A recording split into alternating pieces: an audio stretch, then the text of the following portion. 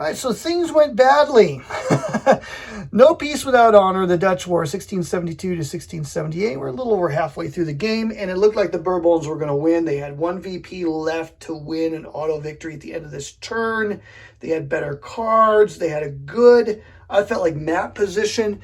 Got an army down here poised to take Madrid if I use the action points there, but felt like, man, I should do something maybe a little bit closer to home. So I took an army to besiege Lille.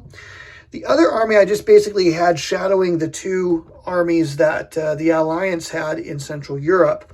And so when the Allies laid siege to Metz, rather than confront it directly in battle, because Army B wasn't quite strong enough and Army C was only of equal size, I decided to take Army C from Strasbourg, besiege Landau, take it quickly, and begin to threaten the line of communications, making any further penetration haphazard for the Alliance.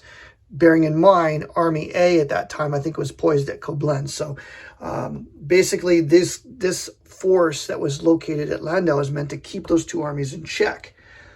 Well, that didn't work out because Metz fell.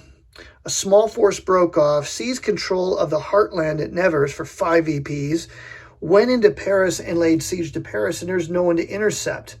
Army A then marches down to Nevers to take that space and provide an intercept opportunity to support either army should that become necessary.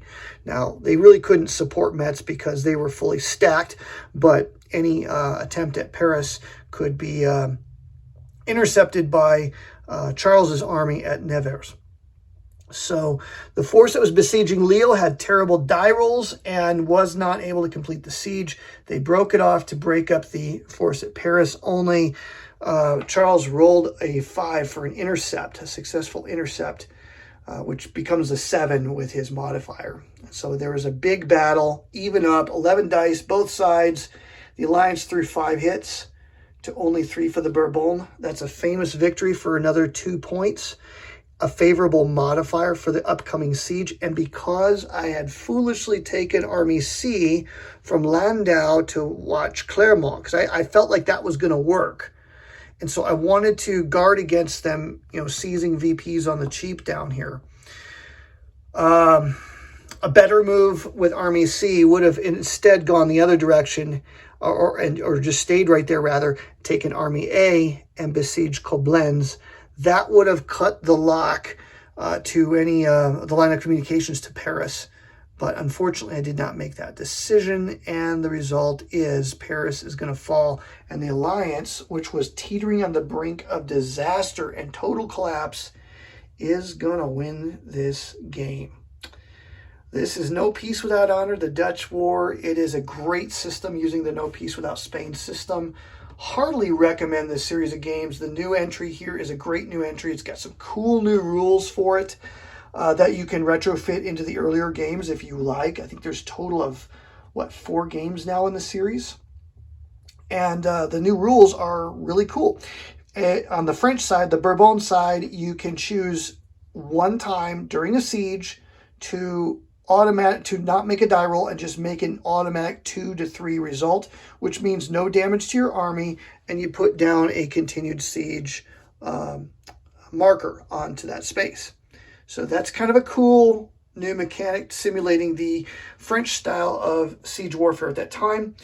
Now for the Alliance, they have the opportunity to get a once per siege +1 modifier, and they can just do it at any point in doing that siege. They don't have to, but you can choose to in order to end the siege quicker, but perhaps with more casualties. So that's a neat system that you can retrofit into the No Peace Without Spain system of games. By the way, I had this marker out there because when I rolled for the siege, it's the final card for the Alliance, and I rolled a 1 for the siege, which would have meant a failure to take Paris, except I forgot about the famous victory. And so in reality, even a 1 would have been successful with famous victory. So Paris falls, and there really is nothing that the Alliance can do to rectify that. So that is the ball game as far as things go. No Peace Without Honor. Great new game from Compass Games. And again, it works really well with the CGG solo system from GMT Games. I'm Joel Tappan. Hope you enjoyed this video.